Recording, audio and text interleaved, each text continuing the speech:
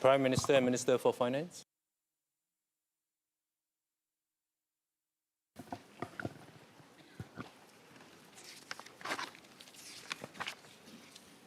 Mr. Speaker, I move that Parliament approves the financial policy of the government for the financial year 1st April 2026 to 31st March 2027.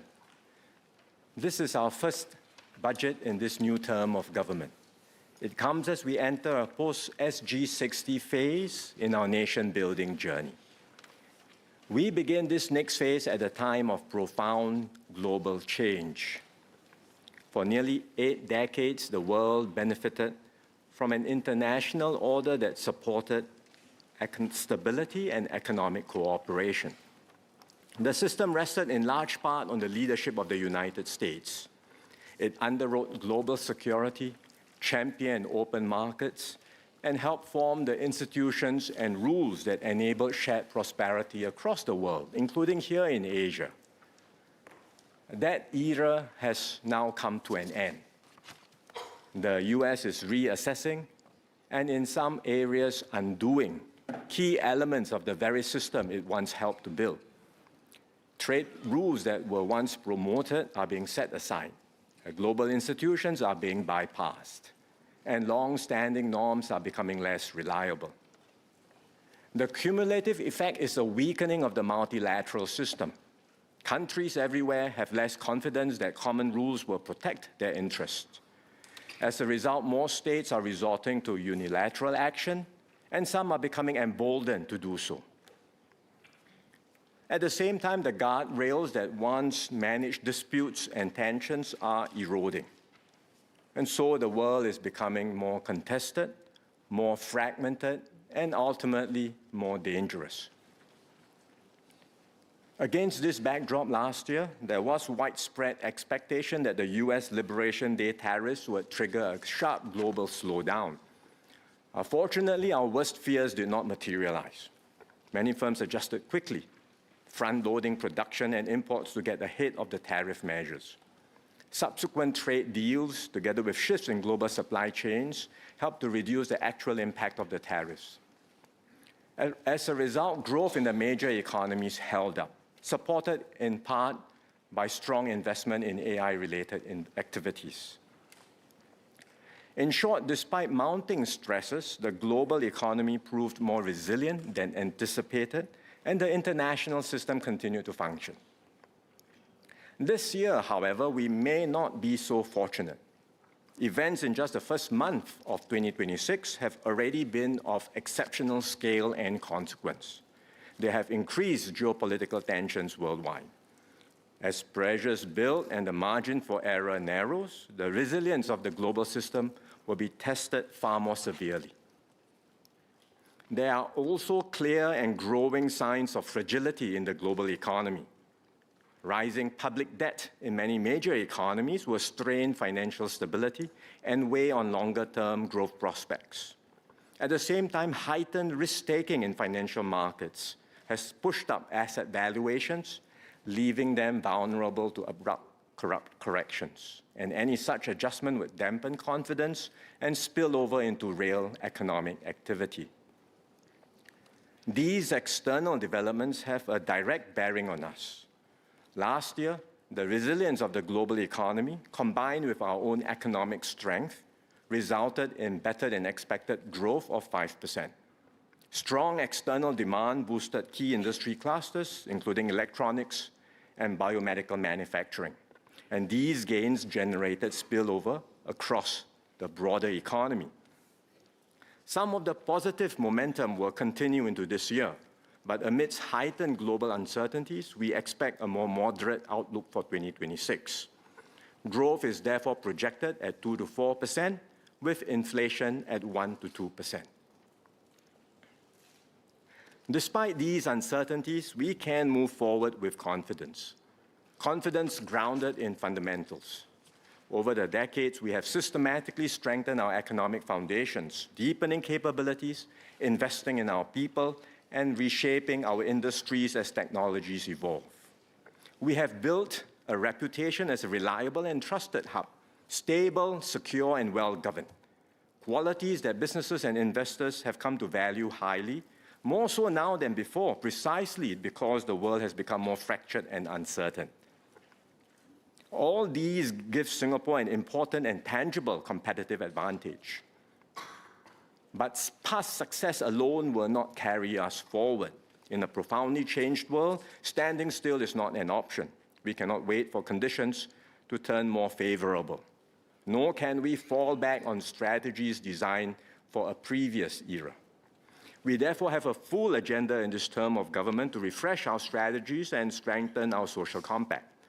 Budget 2026 is the first step in this effort to secure our future in a changed world. It lays the groundwork for how we will navigate our next phase of development together as one people.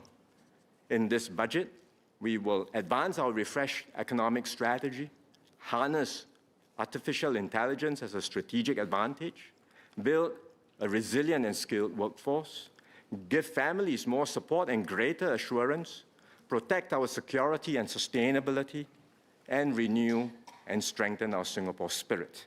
And I will touch on each of these in turn. While our economy did well last year, some businesses continue to face cost pressures and operating challenges. We will support our businesses and help them stay competitive. I will provide a 40% corporate income tax rebate in the year of assessment 2026. Every active company that employed at least one local employee last year will receive a minimum benefit of $1,500. The total benefit for each company will be capped at $30,000. This will provide short-term relief as we press on with our restructuring and transformation efforts. Growth will be harder in this changed world. We must aim higher, move faster, and be prepared to take calculated risk. This is why the government convened the Economic Strategy Review. The ESR Committee shared their midterm update last month, and we will move decisively to act on their recommendations.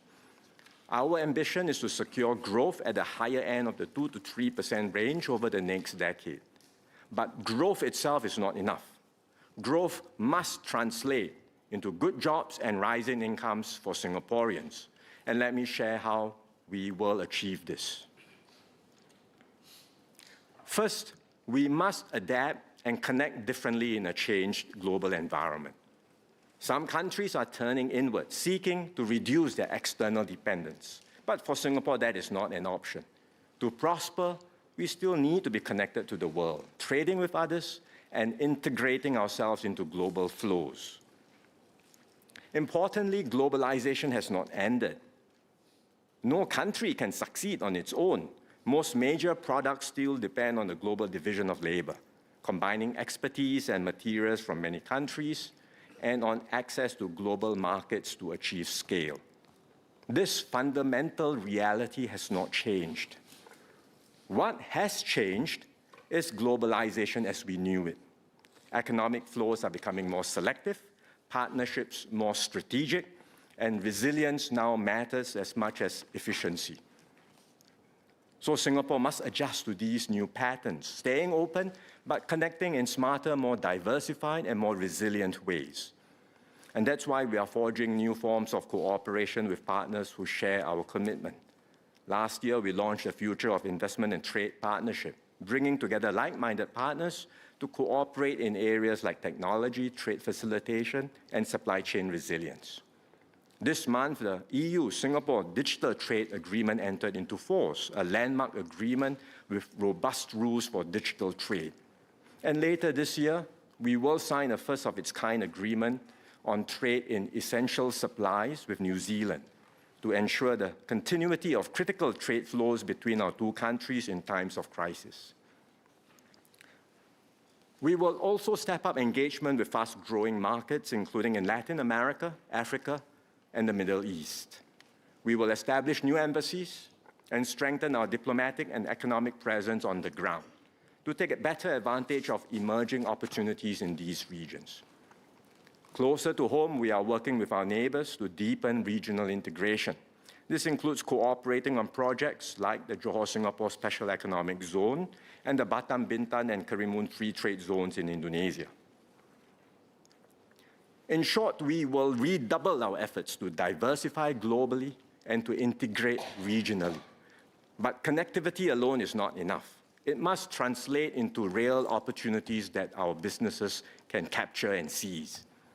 Many companies, many Singapore companies are already doing this. One example is Rotary Engineering. It started in 1972 offering electrical installation services to oil refineries and petrochemical plants here in Singapore.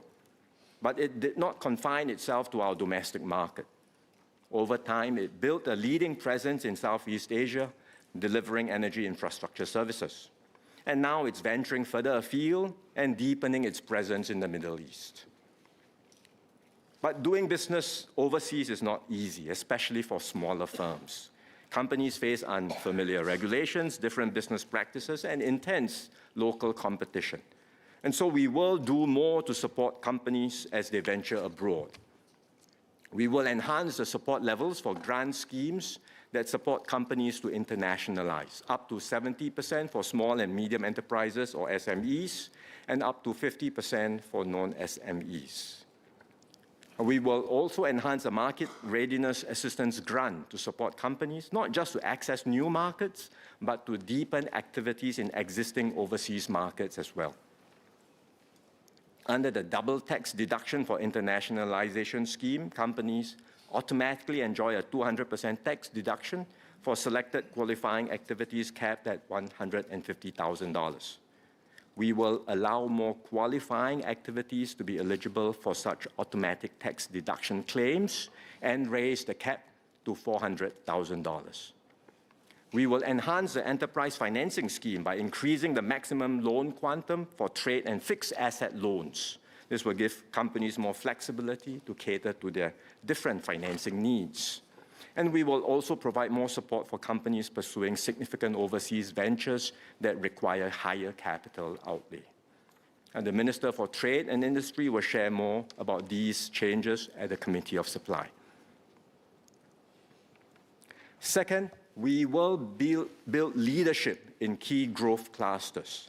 And that means anchoring critical segments of global value chains here in Singapore, especially activities with high knowledge content and strong spillovers. Our goal is not just to host such activities, but to shape how these industries develop and where they create value. We are already doing this in some areas, like semiconductors. A key frontier in semiconductors is advanced packaging. Despite what the name suggests, advanced packaging, this is highly complex and technologically demanding. Traditionally, faster chips have been built by packing more transistors onto a single chip. But this is becoming more costly, and we are approaching physical limits. As a result, attention has shifted to advanced packaging, which integrates multiple chips into a single package using highly precise manufacturing technologies. And this delivers better performance and energy efficiency.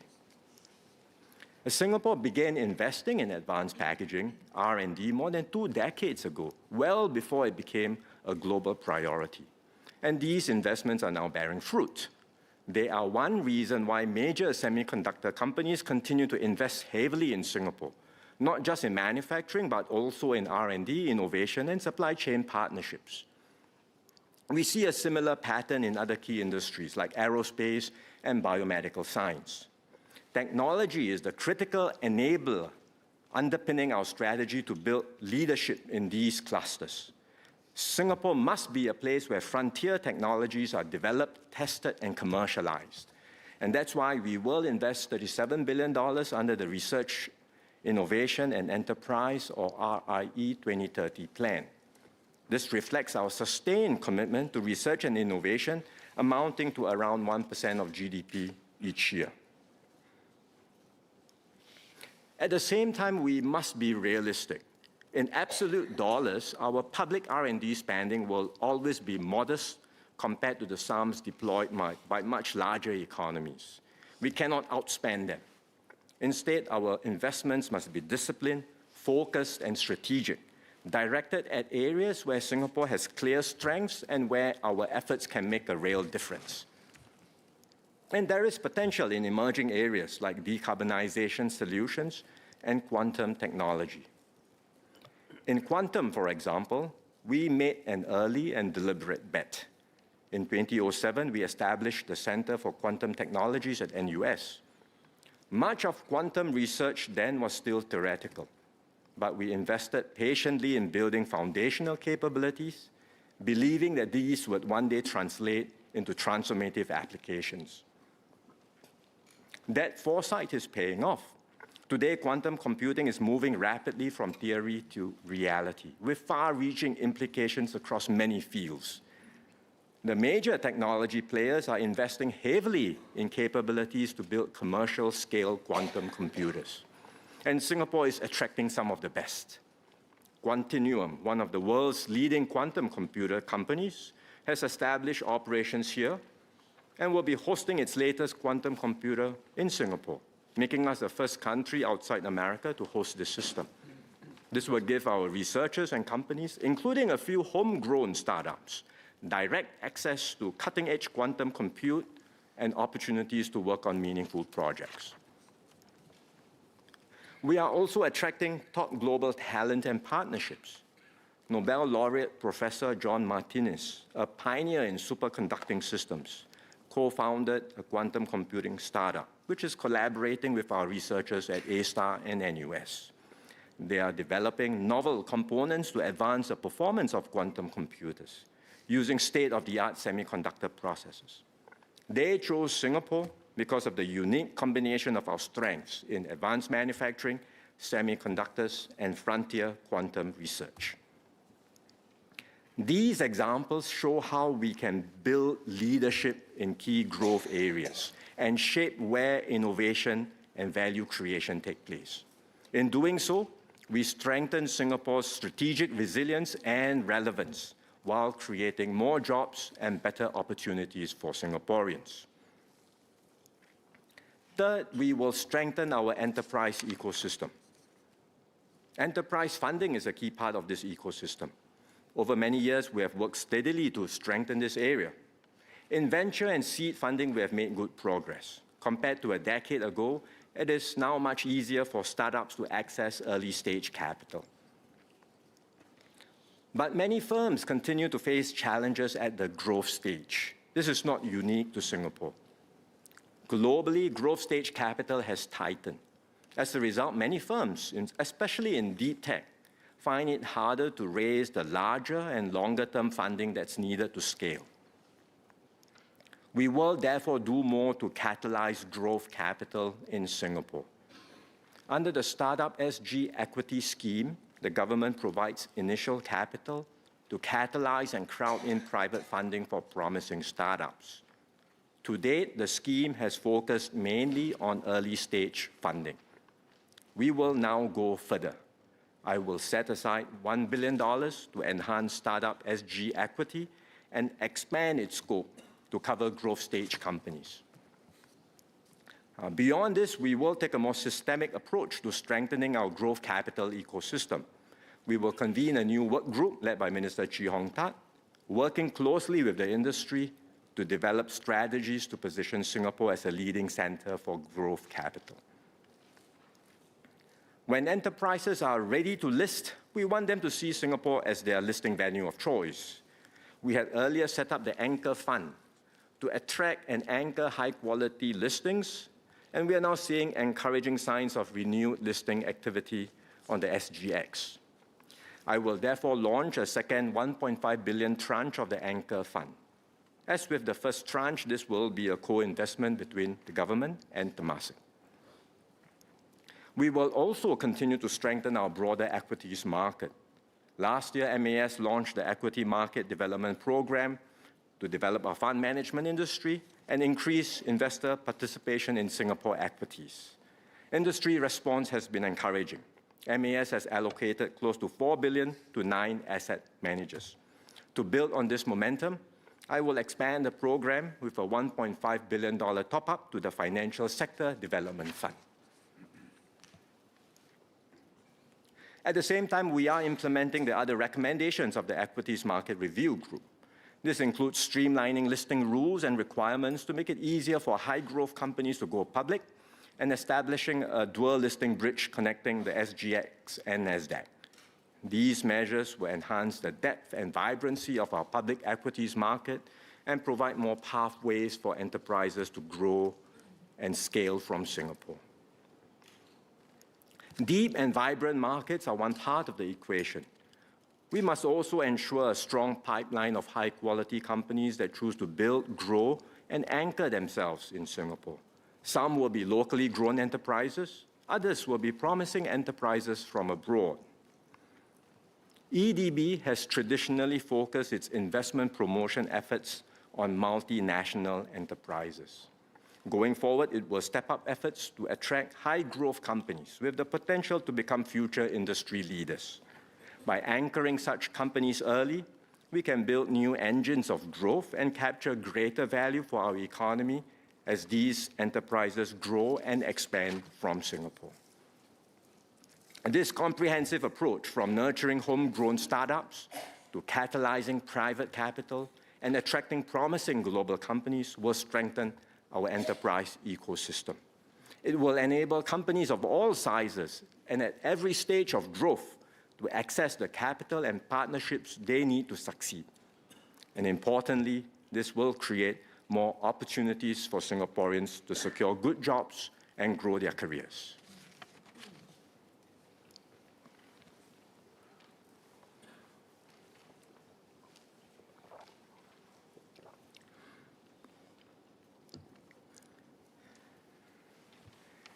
In a changed world, a decisive factor for success will be how we harness new technologies, and foremost amongst them, artificial intelligence. AI is advancing at remarkable speed. We are reaching a stage where systems can write their own code and improve through iterative learning. The potential is immense to raise productivity, unlock new discoveries, and transform lives in ways that we are only beginning to understand. But with this promise comes deep, deep concerns. Workers worry that AI will displace jobs. Societies worry about misinformation, bias, and the ethical use of powerful technologies.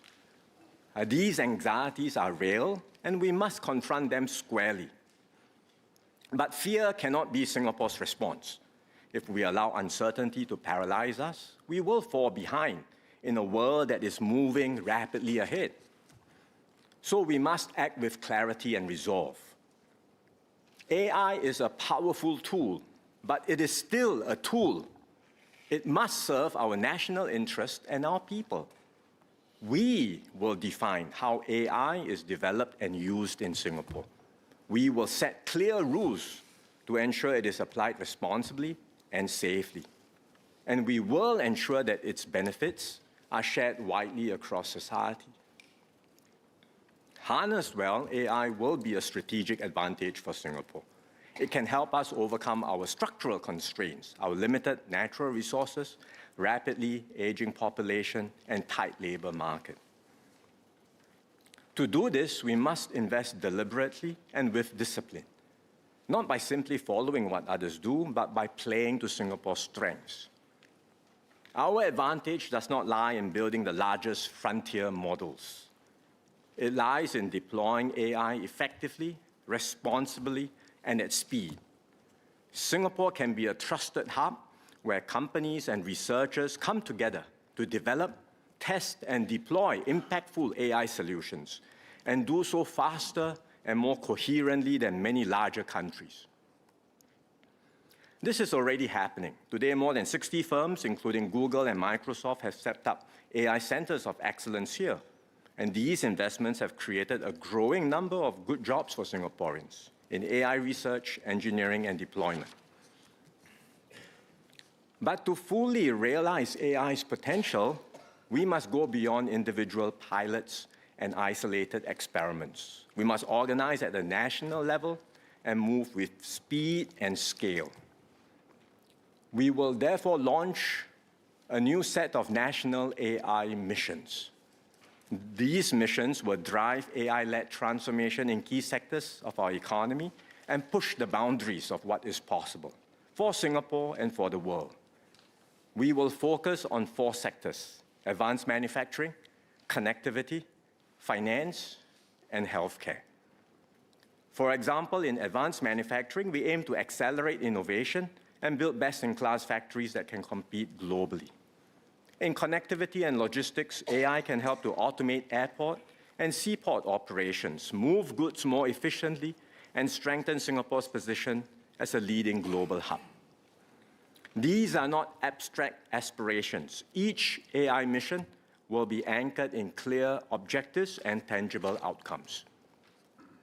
Delivering this will require us to work differently. We will review regulations and create sandboxes so that companies can test AI innovation safely and responsibly. Within the government, we will better align our R&D, regulatory, and investment promotion efforts so that agencies act in concert and pull in the same direction. All this will require a coordinated national effort. We will therefore establish a new National AI Council, which I will chair, to provide strategic direction and to drive Singapore's AI agenda. For AI to truly transform our economy, companies must also adopt it comprehensively. Many firms say they are using AI, but end-to-end transformation with AI is very demanding. It requires organizing data, rebuilding systems, redesigning processes and jobs, and retraining workers. Even the major global companies are grappling with this. But those that succeed will gain a decisive competitive advantage. A few leading Singapore companies like DBS and Grab are already moving decisively on AI transformation. We want to encourage more to do so. So we will launch a new Champions of AI program to support firms with the ambition to use AI to comprehensively transform their business. Support will be tailored to each company and will include enterprise transformation and workforce training. And as these companies succeed, they will set benchmarks for their industries and inspire others to follow. Beyond this, we will strengthen support for all enterprises, especially our SMEs, so they adopt AI and benefit from it in practical ways. We will build on the Enterprise Innovation Scheme, which provides businesses with 400% tax deductions on qualifying expenditures in activities like R&D, innovation, and capability development. We will expand the scheme to include AI expenditures as a qualifying activity for the years of assessment 2027 and 2028, capped at $50,000 per year of assessment. We will also strengthen our existing support schemes. The Productivity Solutions Grant, or PSG, already helps companies to adopt digital solutions. Increasingly, these solutions will be AI-enabled. Take Harry Ann's, an F&B company known for its freshly made Nonya Kueh. It began in the 1940s, started by Madam Chia Nyok Eng, and later grew into a stall at Tiong Bahru Food Center. And in the 1980s, her son took over the business. Today, the third generation runs the company, and it has expanded to 8 cafes across Singapore. With support from the PSG, it adopted an AI-enabled restaurant management system to automate ordering and billing and streamline operations, serving customers faster and growing its revenues in the process.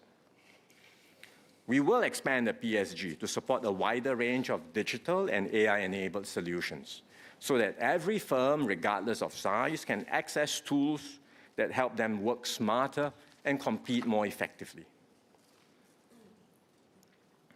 To build a vibrant AI-enabled economy, it helps to have a focal point, one that brings together AI founders, practitioners, researchers, and innovators, and catalyzes more collaborations and interactions.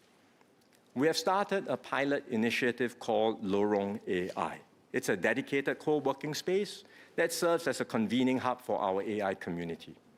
We will build on this pilot and establish a larger AI park at One North.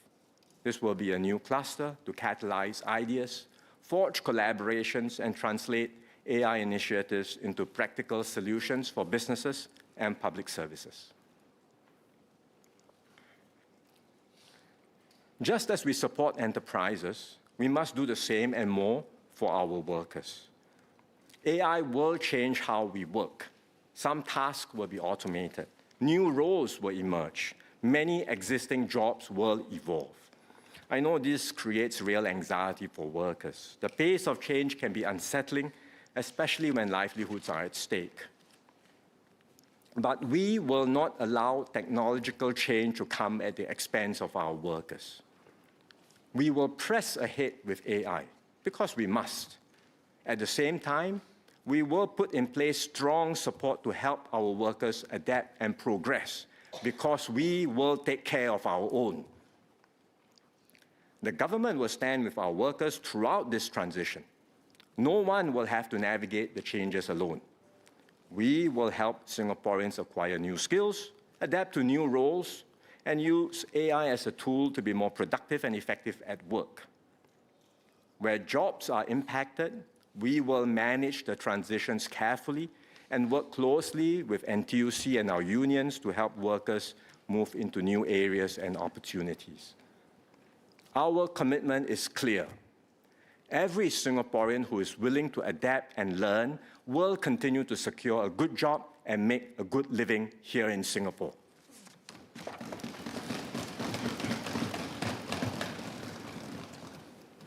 To succeed in this new reality, we must prepare both our future workforce and those already working today. For the next generation, we will strengthen AI literacy for students across all our institutes of higher learning. But just as importantly, our IHLs will continue to emphasize strong foundations so that students learn to use AI wisely, not as a shortcut, and are equipped with rigorous thinking and deep disciplinary skills. At the workplace, we will help workers use AI to take over routine tasks so that they can focus their time and energy on higher value activities, work that requires judgment, creativity, and human insight, and that cannot be replaced by machines. Take accountancy as an example. Today, accountants can use AI to automate large parts of data consolidation, preparation, and bookkeeping. But this allows them to move up the value chain, spending more time on client advisory, forensic work, and complex analysis, where professional expertise and trust matter most. To support workers through this transition, we will help them build practical AI capabilities.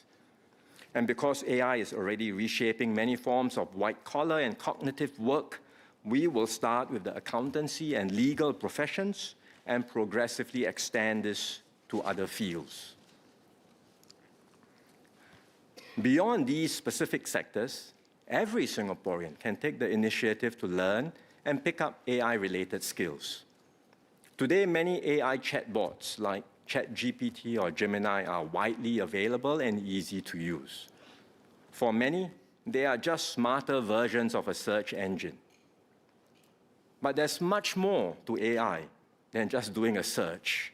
With the right guidance and prompts, these tools can do a lot more, helping users analyze information, generate ideas, and solve problems. Using AI well requires learning, practice, and the right support. There is already a wide range of AI-related courses on the SkillsFuture website, from fully online options to part-time and full-time programs. But we know it's not always easy to navigate the options and identify what is most relevant. So we will redesign the SkillsFuture website to make AI learning pathways clearer and easier to access, so that Singaporeans can quickly find courses that match their work needs and proficiency levels. Learning must go beyond theory. It must translate into hands-on applications. While most AI tools are free at a basic level, access to more advanced models requires a paid subscription. To further encourage learning, we will provide Singaporeans who take up selected AI training courses 6 months of free access to premium AI tools. This will allow them to practice, experiment, and apply what they have learned. Several ministries, MDDI, MOE, MOM, and MTI are involved in these cross-cutting efforts, and the ministers will provide More details at the Committee of Supply. Sir, Singapore will not be passive in the face of rapid changes around us. We will adapt, we will compete, and we will continue to move forward with confidence. By harnessing AI as a strategic advantage, we will shape our own future and secure our place in this changed world.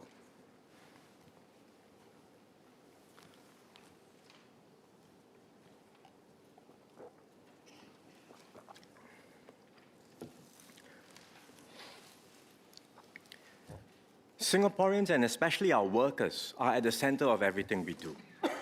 Ultimately, what matters is not just the policies we announce, but the outcomes they deliver in people's lives. And that is why we track results carefully and assess whether our efforts are making a real difference. Earlier this week, MOF released an occasional paper on income growth, inequality, and social mobility trends. It shows that over the past decade, we have made good progress, with broad-based wage increases and smaller income gaps. These improvements did not happen by chance. Left entirely to market forces, they would not have occurred on their own. Indeed, in many advanced economies, as growth slows, inequality becomes more entrenched. Singapore faces these same underlying pressures. That is why the government has and will continue to lean against these trends and strive to ensure that the fruits of growth are shared widely and fairly. Every Singaporean, regardless of where they start in life, should have a fair chance to pursue their aspirations and realize their full potential. So in this budget, we will continue to strengthen support for lower wage workers.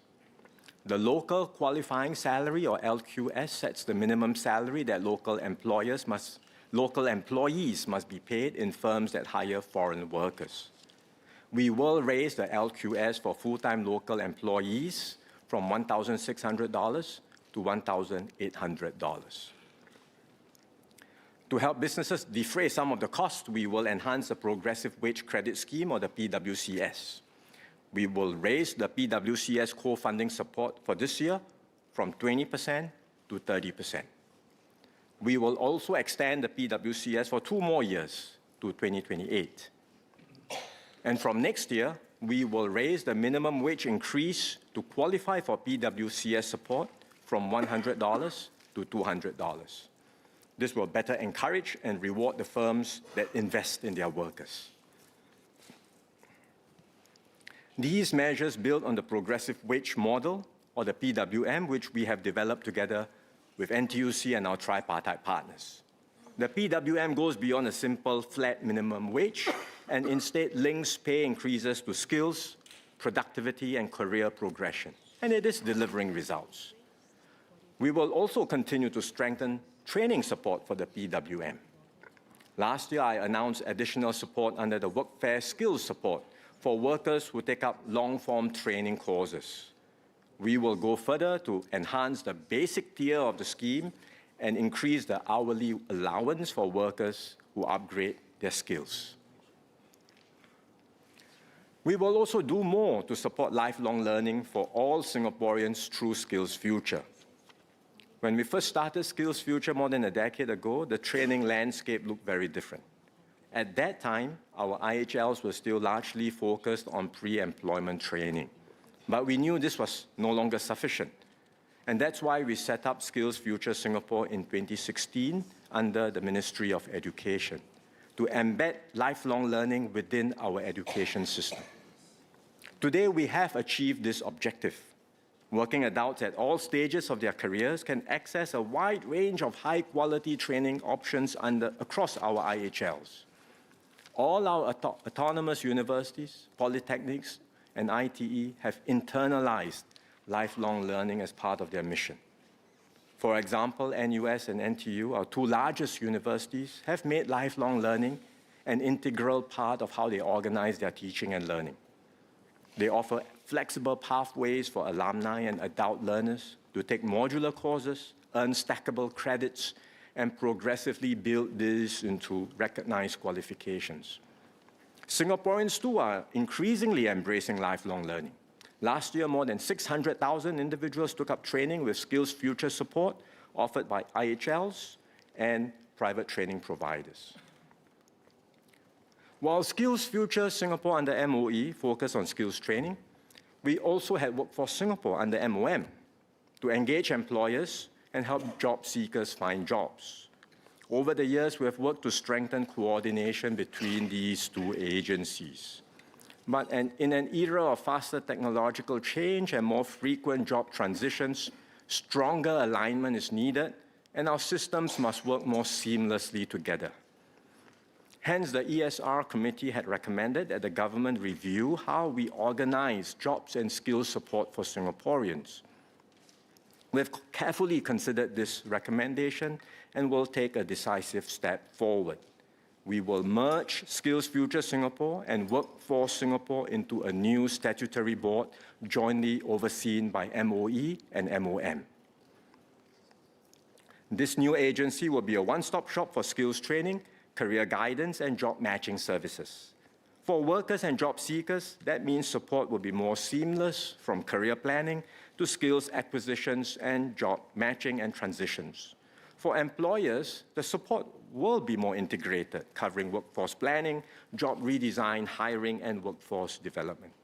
The Minister for Education and the Minister for Manpower will share more at the Committee of Supply. This goes beyond making an organizational change. It is about continually strengthening our system of lifelong learning and career support, so Singaporeans can adapt, grow, and realize their full potential. In a world where change is constant, we must remain a society that never stops learning and never stops striving to do better. We are also strengthening support for specific segments of our workforce. In 2024, we launched the Skills Future Level Up program to help mid-career workers undergo a skills reboot. The take-up has been encouraging. Over 60,000 Singaporeans aged 40 and above have already benefited from substantial training courses. Mr. Jeffrey Low is one of the many adult learners who has benefited from the program. After 18 years as an air steward, he was keen to reskill and pursue new opportunities aligned to his interests. So he enrolled in a digital product management course at the Singapore Institute of Technology. Most of his course fees were offset by Skills Future subsidies and credits. He also received a mid-career training allowance during the 3-month course, which helped support his daily expenses while he trained. So now Jeffrey is doing well in a new role as a duty terminal manager with Changi Airport Group. We will continue to enhance the Level Up program. From next month, the mid-career training allowance will be extended to those who take up part-time training, not just full-time, but also part-time training. And we will also expand coverage to include more industry-relevant courses. Another important group is our senior workers. We will support our seniors so they can continue to contribute meaningfully. This includes helping them plan ahead for their later stage careers and supporting them in refreshing their skills. We will also equip employers to design age-friendly jobs and multi-generational workplaces. MOM has convened a tripartite work group on senior employment to study these issues comprehensively. Their recommendations will be released later this year. In the meantime, we will extend the senior employment credit to end 2027 to support employers who continue to employ senior workers. As we create better jobs and upskill Singaporeans, we must also remain open to global skills and talent. Foreign professionals and workers strengthen our teams, transfer knowledge, and enable companies to grow. And this in turn creates more and better opportunities for Singaporeans. At the same time, we will continue to ensure that our foreign workforce complements a strong Singaporean core. In line with this approach, we will refine and update our foreign worker policies to reflect evolving conditions. We will raise the Employment Pass or EP minimum qualifying salary for new applicants from $5,600 to $6,000 from January 2027. This maintains the quality of the EP holders as local wages rise. For the financial services sector, which has higher salary norms, we will raise the minimum qualifying salary from $6,200 to $6,600. The qualifying salaries for older EP applicants will be raised in tandem. For renewal applications, the changes will apply a year later in 2028 to give businesses more time to adjust. Likewise, we will raise the qualifying salaries for S-Pass holders. From January 2027, the minimum qualifying salary for new S-Pass applicants will be raised from $3,300 to $3,600. And for the financial services sector, this will be raised from $3,800 to $4,000. Qualifying salaries for older S-Pass applicants will be raised in tandem with renewal applications effective 1 year later from 2028.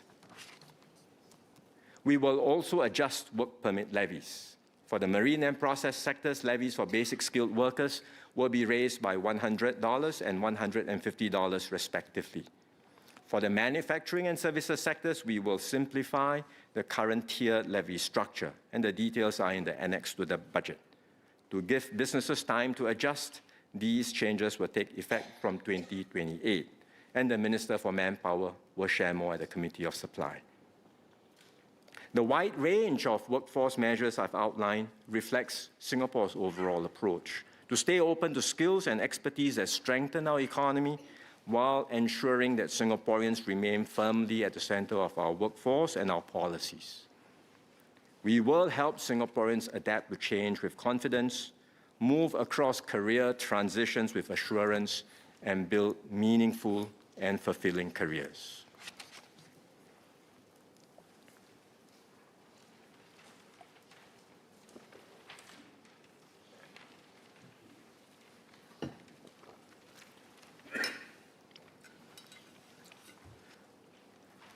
Sir, families are the bedrock of society and the first line of support for every individual. Through Forward Singapore, we have made significant moves in recent years to support Singaporeans and their families, from parents to seniors, caregivers, and persons with disabilities. We have also ramped up the supply of HDB flats to ensure that public housing remains accessible and affordable for couples and families. In this budget, we will make further moves to give families more support and greater assurance. Many young couples hope to become parents. We want to create the right conditions so they feel confident and ready to start a family. The decision to get married and have children is deeply personal.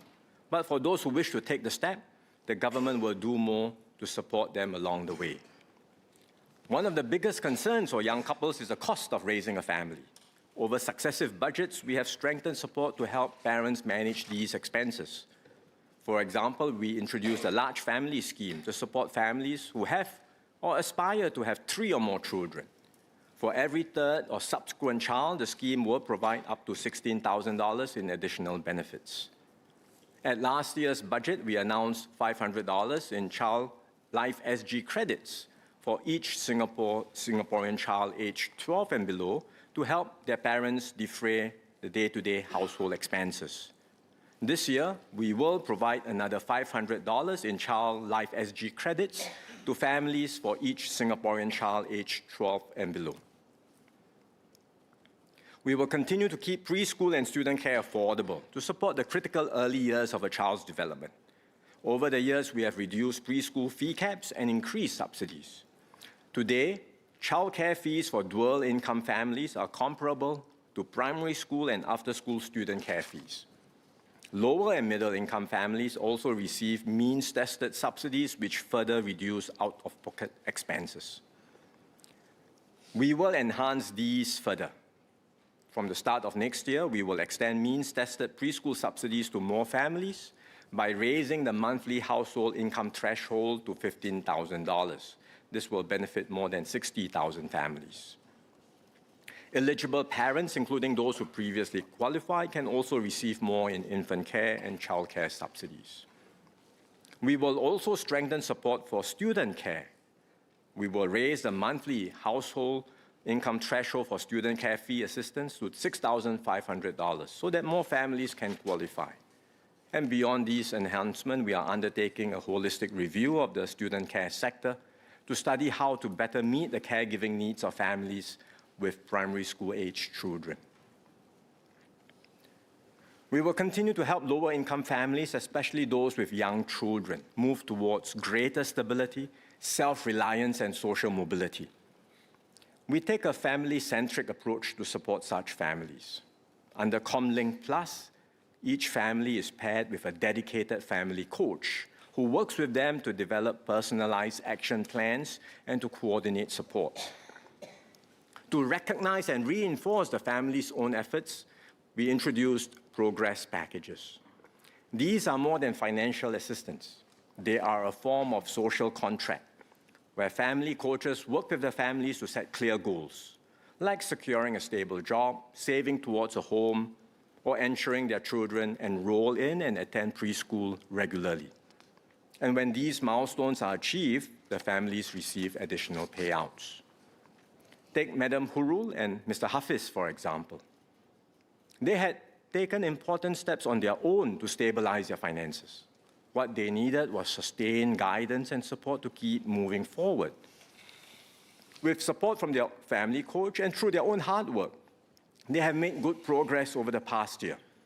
And through the progress packages, their financial circumstances have improved, and they are now closer to securing their own 4-room HDB flat. ComLink Plus is built around close and sustained support for families. It relies on dedicated family coaches, case workers from Family Services Center, and volunteer befrienders who work directly with families to help them make steady progress. Over time, we have strengthened our capabilities on the ground, and we are now ready to enhance the ComLink Plus progress packages.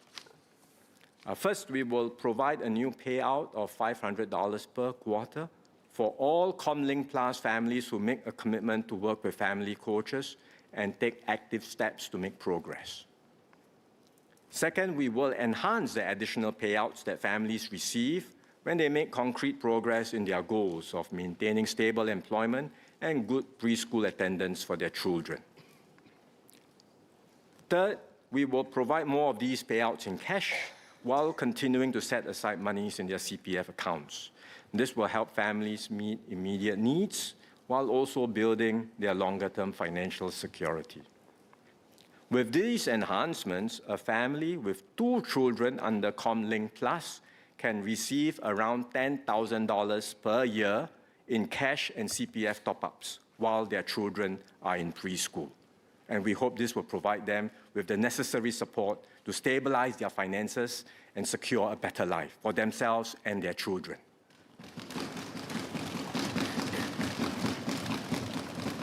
The Minister for Social and Family Development will provide more details of these changes at the Committee of Supply. We will also do more for persons with disabilities, as well as their families and caregivers. Minister of State Goh Pei Min is leading a task force to review how we can provide more meaningful support at different life stages for persons with disabilities and their families.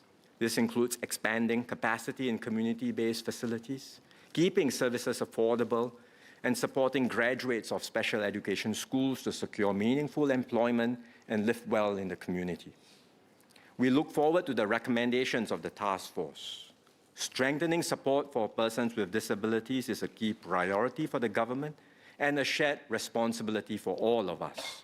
So the government stands ready to set aside additional resources to advance these efforts.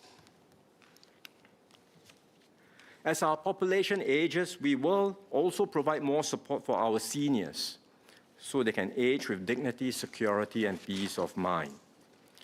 We recently enhanced CareShield Life to provide higher payouts, giving seniors greater assurance against long-term care costs. We also increased CareShield Life premium subsidies to help cushion the impact of the higher premiums. I will top up the long-term care support fund by $400 million to fund the additional subsidies. With longer lifespans, retirement adequacy is another major concern for many Singaporeans. Our aim is clear. Singaporeans who work and contribute to CPF consistently should be able to meet their basic retirement needs with confidence. And over the years, we have enhanced the CPF system to achieve this. We introduced silver support to uplift seniors with less means, and the modular package to give additional assurance to our young seniors as they approach retirement. In this budget, we will take further steps to strengthen retirement support. First, we will provide a CPF top-up of up to $1,500 for Singaporeans aged 50 and above, and with CPF retirement savings below the basic retirement sum. Those with lower balances will receive larger top-ups so that support is targeted at where it is most needed.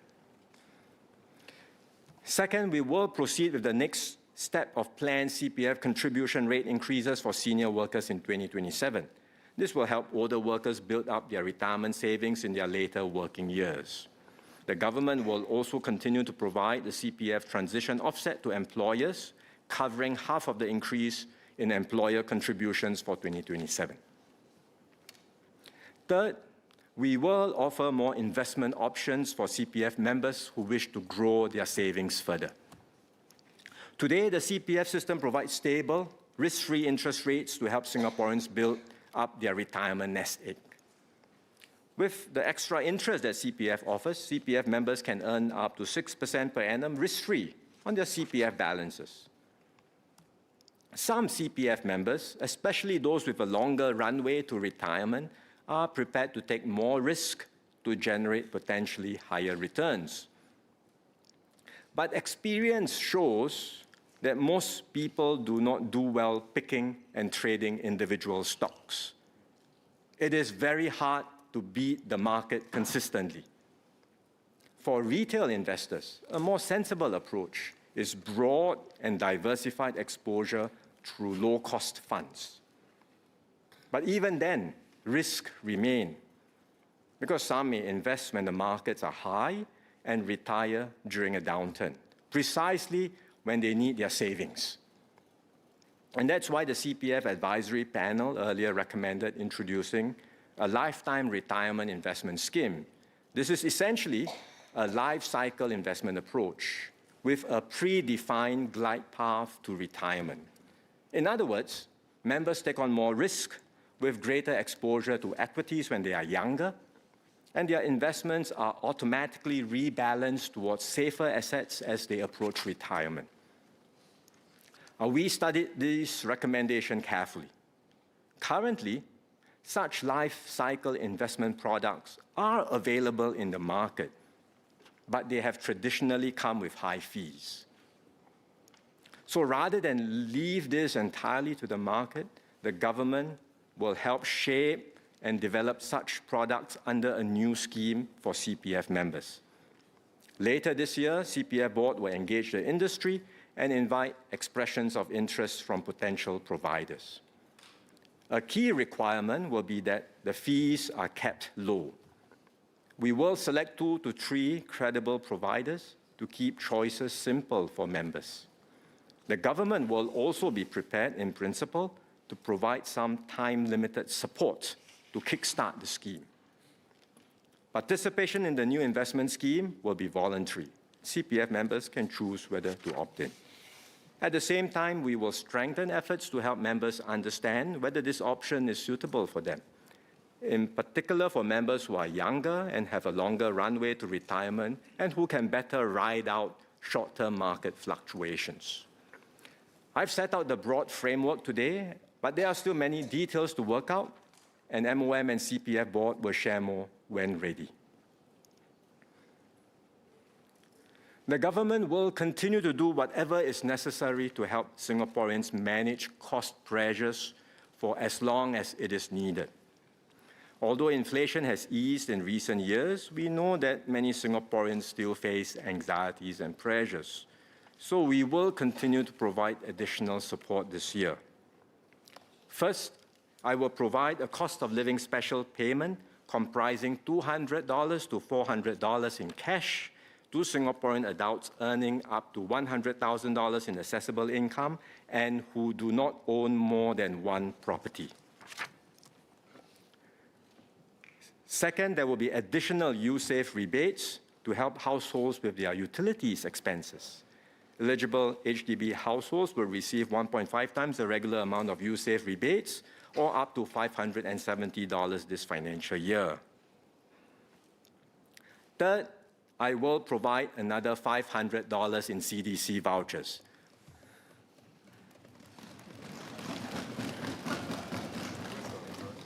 This will be for all Singaporean households in January 2027. Similar to previous rounds of CDC vouchers, half can be used at participating supermarkets, while the other half can be used at participating heartland merchants and hawkers. Mr. Speaker, we will continue to review and enhance our social support system across education, housing, healthcare, and retirement, and for different groups, be it families, parents, seniors, persons with disabilities, or caregivers. We will keep working at this steadily and responsibly so that Singapore remains an inclusive and united society and a place that we are all proud to call home.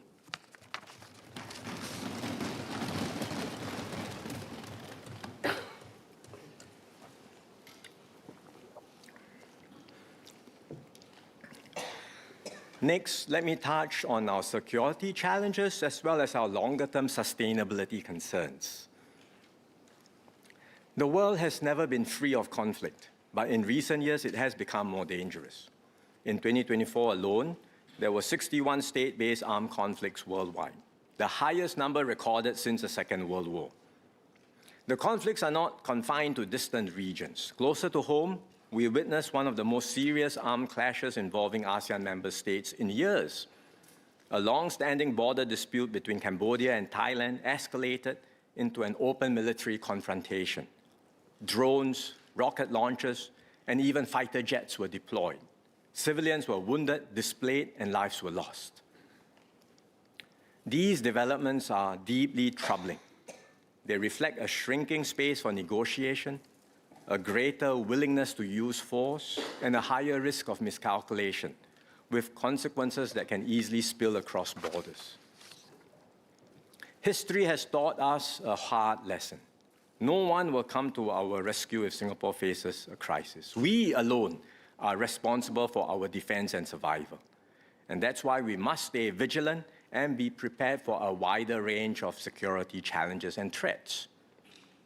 Since independence, we have invested steadily to safeguard Singapore's peace and stability. That's allowed us to adopt new technologies and build credible and strong capabilities in both the SAF and the home team.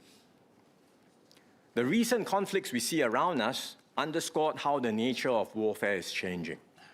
Unmanned area systems are now a common feature of modern conflict. They are used not only for surveillance, but also for precision strikes, electronic warfare, and coordinated operations. Drones are cheaper, more accessible, and increasingly sophisticated, allowing even smaller actors to project force in new ways. We will study these developments carefully. We will invest decisively in capabilities that are essential to Singapore's defense, and that includes strengthening our ability to deploy, counter, and operate alongside unmanned systems across all domains. Beyond the physical battlefield, the digital domain has emerged as an increasingly contested arena.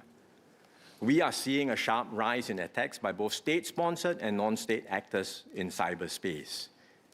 They range from scams targeting individuals to highly sophisticated attacks on critical information systems. Singapore is an attractive target. We have faced attacks from malicious cyber actors, including hostile information campaigns and deliberate attempts to undermine our national security. Over the years, we have strengthened our defenses. We established the Cybersecurity Agency, built expertise within the Home Team Science and Technology Agency, and stood up the Digital and Intelligence Service in the SAF. These efforts have enabled us to detect, disrupt, and fend off many attacks. But the threat landscape continues to evolve, with attacks becoming more frequent, more coordinated, and more sophisticated. We will therefore continue to strengthen our cybersecurity posture by deepening capabilities, improving coordination across agencies, and better safeguarding our most critical systems. It is also no longer sufficient to defend government systems alone. Many private sector companies play a critical role in delivering essential services, and their systems are likewise vulnerable. The attackers often exploit smaller or less protected companies as weak links to gain access to larger systems and cause widespread disruption. Yet many companies lack the resources or the expertise to deal with these advanced cyber threats. So we will deepen partnerships with industry, especially owners of critical information systems, to improve our preparedness and strengthen our collective cyber defense. All this underscores the importance of sustained investments in our security. For now, we expect to keep defense spending at about 3% of GDP. But we are prepared to spend more if the need arises. Importantly, our security effort goes beyond MINDEF alone. It also includes investments in the security of our critical infrastructure and in the home team. Taken together, we expect overall security-related expenditures to rise in the coming years to keep Singapore safe and secure in a far more complex threat environment. Beyond immediate security threats, we must also confront a longer-term challenge to Singapore, and that's the growing impact of climate change. We are already feeling its effects: higher temperatures, heavier rainfall, and more frequent extreme weather events. Unfortunately, global momentum on climate action has slowed. At the 30th Conference of the Parties in Brazil last November, countries were unable to agree on concrete decarbonization roadmaps. At around the same time, last year, the International Maritime Organization delayed adoption of its net zero framework because member states could not reach consensus. Some governments are scaling back their climate ambitions. But for Singapore, retreating from action is not an option. We will continue to do our part, not only to address climate risk, but also to secure our longer-term resilience and competitiveness. A key pillar of our climate strategy is the carbon tax. It sends a clear price signal to encourage emissions reductions. This is already having an impact. Firms are investing more in low-carbon solutions and improving energy efficiency. We had earlier announced our carbon tax trajectory for this decade. The tax has just been raised to $45 per tonne for this year and next, and the plan is to reach $50 to $80 per tonne by 2030. For HDB households, the additional U-Save rebates that I highlighted earlier will help to cushion the impact of the carbon tax. For businesses, we will extend the energy efficiency grant and support for green loans under the enterprise financing scheme. This will help firms invest in energy efficient and sustainable solutions. While Singapore will continue to contribute responsibly to climate action, we recognize that our actions alone cannot determine global outcomes. We will therefore calibrate our moves cautiously, doing our part to reduce emissions as a responsible global citizen, while taking into account what other countries are doing in order not to put ourselves at a competitive disadvantage. So beyond 2027, we are assessing Singapore's carbon tax trajectory carefully in light of international developments. Singapore already has the highest carbon tax rate in the whole of Asia. If global climate momentum continues to weaken, we may need to position ourselves towards the lower end of the $50 to $80 per tonne range by 2030. Looking further ahead, our path to net zero will depend heavily on technological breakthroughs and sustained international cooperation. Without these, it will be increasingly difficult for a small resource country like Singapore to move further on our own. The progress of our transition to net zero may therefore be uneven, but our efforts will be credible, forward-looking, and aligned with global realities. And even amidst these uncertainties, we continue to make concrete progress. For example, on clean energy, our sustained push to expand solar deployment is delivering results. we have reached our 2030 solar deployment target of 2 gigawatt peak ahead of schedule. We will therefore raise the target to 3 gigawatt peak by 2030. Beyond that, we will continue to maximize solar deployment across all viable surfaces and progressively set more ambitious targets further into the future. We are also advancing plans to import low-carbon electricity from the region. They are at various stages of development. While not all will materialize, those that do will help to reduce our carbon footprint and strengthen our energy resilience. Importantly, we are actively pursuing possibilities to further diversify our energy mix, be it through hydrogen, geothermal energy, or civilian nuclear power. We are building up capabilities in nuclear energy to be able to assess its safety and viability for Singapore. We have initiated cooperation with the US and France and are discussing similar arrangements with other partners like South Korea. In transport, we remain committed to achieving 100% cleaner vehicles by 2040. Incentives are in place to encourage early adoption of electric vehicles, and charging infrastructure is being expanded nationwide. We are also greening our aviation and maritime sectors. In aviation, we are supporting demand for sustainable aviation fuel with a target of 1% sustainable fuel use for flights departing Singapore this year. In shipping, we are partnering industry to develop a low-carbon ammonia bunkering solution on Jurong Island. If successful, Singapore will be amongst the first countries in the world to supply ammonia commercially as a fuel for international shipping. Sir, the years ahead will be beset by uncertainties, from geopolitical tensions to cyber threats and climate risk. We will face these challenges squarely and overcome them one by one. And that's how we will move forward steadily and decisively to build a safer and more sustainable home for generations to come.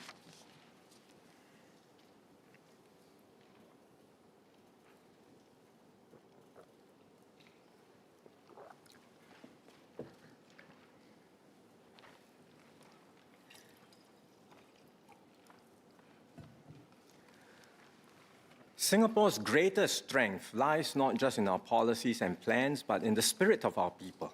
Time and again, we have defied the odds, not by chance, but by standing together as one people, especially in our most testing moments, whether it be separation or financial crisis, or the current geopolitical uncertainties. Around the world, we see growing polarization and a tendency for groups to turn on each other. Many societies are becoming more divided and more ungovernable. We cannot let this happen in Singapore. And so in this budget, we will continue to invest in renewing and strengthening the bonds that bind us. Our shared bonds are strong today, but they were not formed overnight, nor by chance. They were built patiently and deliberately, generation after generation. Our arts and heritage play a vital role in this journey. They help us understand where we came from, express who we are today, and imagine who we can become as a people. Multiculturalism is a defining part of our identity.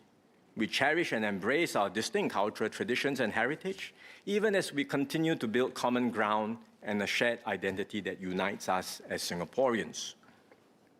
Our cultural and heritage institutions embody this approach, celebrating the richness of each community while expressing our distinctive Singaporean identity. We will continue to strengthen these institutions. We will open the revamped Malay Heritage Centre later this year. We will work with the Singapore Chinese Cultural Centre to expand its reach and engagement. The Indian Heritage Centre just marked its 10th anniversary, and we will provide further support to enhance its outreach and programming. Sport is another powerful force that brings Singaporeans together. Through sport, we learn resilience, teamwork, and the determination to press on even when the odds are stacked against us. We will continue to roll out the Sports Facilities Master Plan so that Singaporeans can more easily access affordable and quality sports facilities. In the coming years, we will open the new Punggol Regional Sports Centre, the Toa Payoh Integrated Development, sport facilities in Farrer Park and Tengah, as well as revamped sports centres in Hougang and Queenstown. We will also expand the dual-use scheme so that Singaporeans can conveniently access sports facilities in schools. And we will complement these facilities with more sports programming, bringing Singaporeans of all ages and abilities together through shared participation. On the foundation of our shared bonds, we must continue to nurture a strong sense of solidarity. We see this in giving, volunteering, and everyday acts of kindness. These actions break down barriers, draw us closer, and remind us that we are all in this together. They form the foundation of a we-first society. The government will do our part to encourage and support this. Today, we provide 250% tax deductions for qualifying donations to institutions of a public character, or IPCs, and eligible institutions. We will extend this scheme for another 3 years until end 2029. Beyond financial contributions, many Singaporeans give something equally valuable, their time and skills through volunteering. This spirit of giving can be strengthened when companies make it easier for their employees to serve the community. And that's why MCCY and the National Council of Social Service have been working closely with professional groups and industry bodies to encourage businesses to integrate giving, volunteering, and socially responsible practices into their operations. To support these efforts, the government earlier introduced a corporate volunteer scheme, which provides 250% tax deductions when employees volunteer or are seconded to IPCs. We will extend this corporate volunteer scheme for another 3 years until end 2029. Singaporeans also contribute by starting ground-up initiatives to meet community needs. The government supports such efforts through the Our Singapore Fund. Since its introduction in 2016, the fund has supported over 800 ground-up projects from community building and sports to municipal and digital readiness initiatives. One example is Little Hands, Big Hearts SG. It's an initiative by Kaizen and Kay, aged 7 and 9, together with their parents, to involve others in monthly community service projects. Their first project focused on fire safety awareness. They designed a poster and worked with the Nee Soon Town Council to display it at HDB lift lobbies. They also brought other children and their families to visit Yishun Fire Station, where they presented care packs and handmade gifts to the officers on duty. They have more projects in the pipeline, from a beach cleanup and support for seniors to donating school supplies to children and writing appreciation cards to our migrant workers. It's a wonderful example that shows anyone, no matter how young, can step up to make a difference. Last year alone, the Our Singapore Fund received more than 250 applications.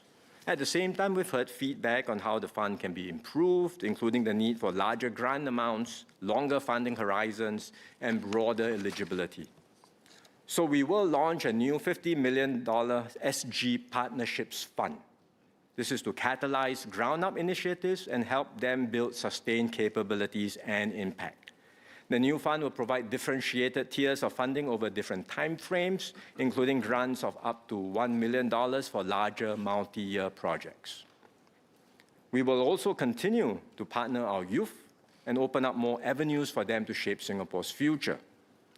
Youth panels have enabled young Singaporeans to work with the government on issues that matter to them. In the first round, 120 youths contributed across 4 panels. We will launch the next round of youth panels later this year, enabling more young people to step forward and make a difference.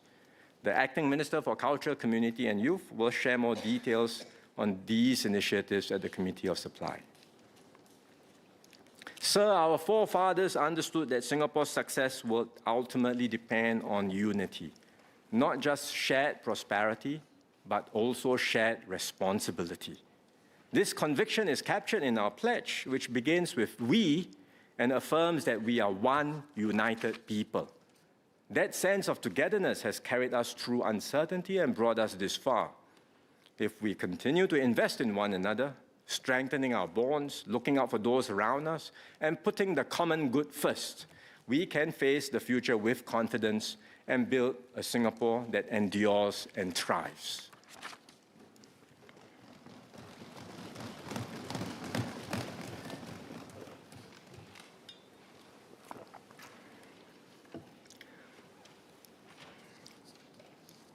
Now let me touch on our fiscal position.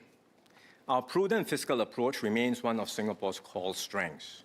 We manage our public finances with discipline and care, ensuring that revenues are sufficient to meet expenditures and that every dollar is used responsibly for the benefit of both present and future generations. The changes we made in the last term of government have put Singapore on a healthy and sound fiscal footing. We have a tax and transfer system that is fair, progressive, and anchored on shared responsibility. And that gives us the capability and the confidence to move forward. This year, I will adjust vehicle taxes. Currently, car buyers are taxed through the additional registration fee. To encourage timely renewal of the vehicle population so that it is safer and less pollutive, we provide a preferential additional registration fee or PAF rebate for cars deregistered by their 10th year. This is sized as a percentage of the additional registration fee paid. Electric vehicles are less pollutive than conventional petrol cars. And as EVs become more common, the need to encourage early deregistration through PAF rebate is reduced. Therefore, I will reduce the PAF rebate by 45 percentage points. I will also lower the PAF rebate cap from $60,000 to $30,000. And this will apply to all cars registered with certificates of entitlement obtained from the next bidding exercise. Next, to discourage the consumption of tobacco products, I will implement a 20% increase in tobacco excise duty across all tobacco products with effect from today. The details of these tax changes are in the annex. So let me summarize our fiscal position. For financial year 2025, we expect higher revenues. This is partly due to the better-than-expected economic performance, which I shared earlier. Another key driver is the increase in our corporate income tax collections. In financial year 2024, corporate income tax contributed 4% of GDP, and that was significantly higher than in past years. I talked about this in our last budget. Based on the latest estimates, we expect corporate income tax collections to increase further in FY 2025. We also saw higher asset-related revenue collections, such as vehicle quota premiums and stamp duty, driven by strong demand for private vehicles and properties. Therefore, I expect to end FY 2025 with a surplus of $15.1 billion, or 1.9% of GDP. For FY 2026, I expect a smaller surplus of $8.5 billion, or 1% of GDP. Our approach remains to keep the budget balanced over time and across the ups and downs of the economic cycle. Looking beyond this budget, our public finances remain sound and resilient. On the revenue side, we will proceed with the implementation of the top-up tax under Pillar 2 of BEPS. This will raise the effective tax rate for large multinational enterprises operating in Singapore to 15%. So we expect higher corporate tax collections from FY 2027 onwards. At the same time, our spending needs will grow across multiple fronts. First, on external relations and security, we will need to invest more in expanding our overseas partnerships and in building up deeper capabilities to keep Singapore safe and prepared for emerging threats. Second, on the economic front, even with the BEPS initiative, many other countries are rolling out generous incentives to reshore and onshore major investments. That is the reality of today's competitive landscape. To remain attractive and stay in the game, we must update and strengthen our investment promotion toolkit. And that's one reason why MTI's expenditure has risen sharply in this budget and why it is likely to remain elevated in the years ahead. Third, on social needs, we had anticipated higher spending for healthcare and provided for it through the GST rate increase. But healthcare is not the only social need we must address. We also need to strengthen assurance for families, enhance social mobility, and boost retirement adequacy so that Singaporeans can face each stage of life with confidence and peace of mind. And finally, we must prepare for longer-term challenges. We have set aside resources through specific funds for major future needs, including critical infrastructure investments for our energy transition and coastal protection. And in this budget, we will make further top-ups to the relevant funds to support the development of Changi Airport, as well as our longer-term economic strategies. We therefore expect both revenues and expenditures to continue rising. The government will manage this increase carefully, ensuring that spending remains supported by revenues and consistent with our objective of maintaining a balanced budget over the medium term.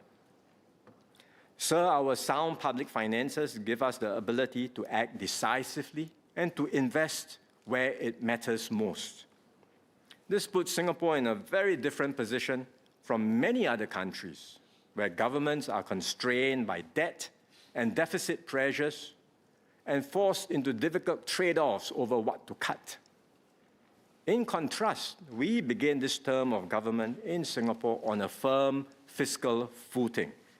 We are therefore able to invest meaningfully and responsibly in policies and programs that benefit all Singaporeans now and in the years ahead.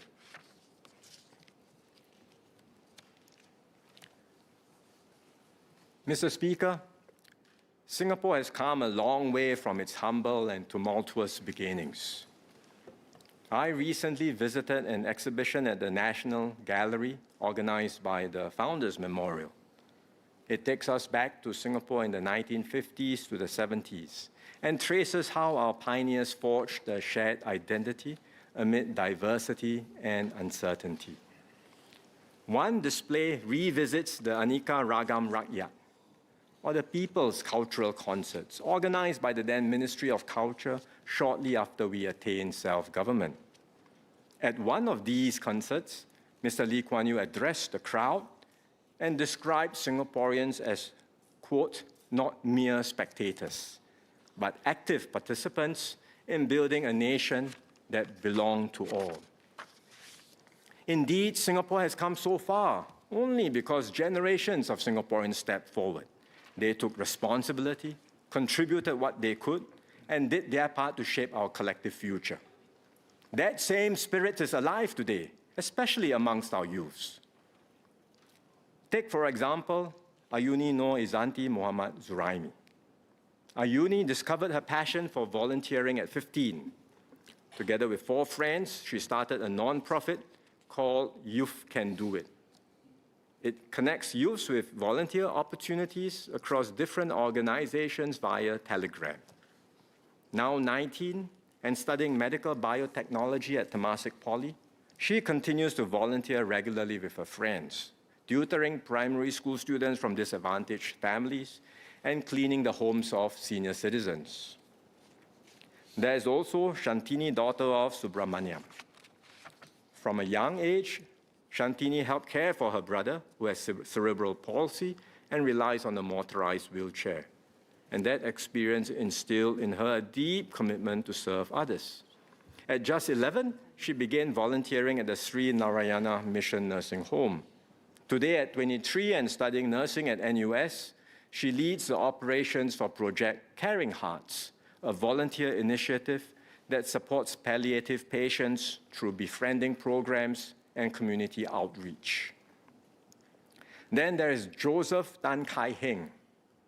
He first became active in community service while studying electrical engineering at ITE College West, volunteering with the Hardware Network. 2 years ago, he joined a nonprofit group as a volunteer to teach migrant workers digital skills. Now 19 and a computer engineering student at Singapore Poly, he remains deeply committed to this cause, driven by his belief that migrant workers who have contributed so much to Singapore's development also deserve opportunities to upskill and progress. These stories differ in form, but they are united in spirit. They remind us that nation building has never been the work of a few or of one generation alone. It is the cumulative effort of ordinary Singaporeans, Singaporeans who choose in their own ways to step forward and make a difference. Today, this sense of shared responsibility matters more than ever. We cannot afford to be mere spectators. We must be active participants, looking out for one another, strengthening our social bonds, and contributing to a Singapore that belongs to all of us. This is the conviction that underpins Budget 2026. It is a budget to support Singaporeans today, prepare our society for tomorrow, and enable us to navigate this changed world with confidence. Together, we will secure a stronger, fairer, and brighter future for all. Mr. Speaker, I beg to move.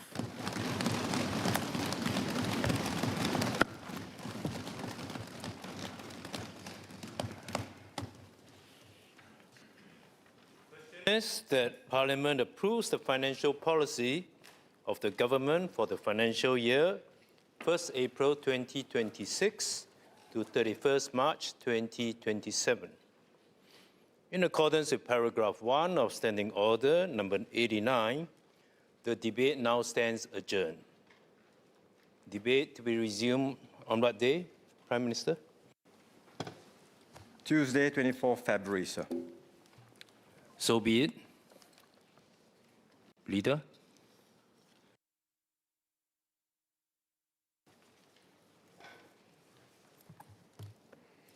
Mr. Speaker, I move that at its rising today, Parliament do stand adjourned to 24th February 2026.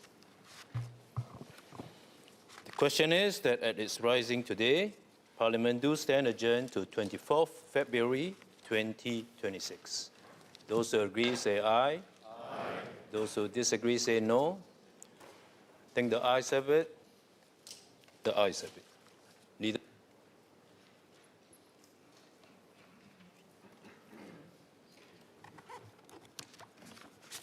Mr. Speaker, I move that Parliament do now adjourn. The question is that Parliament do now adjourn.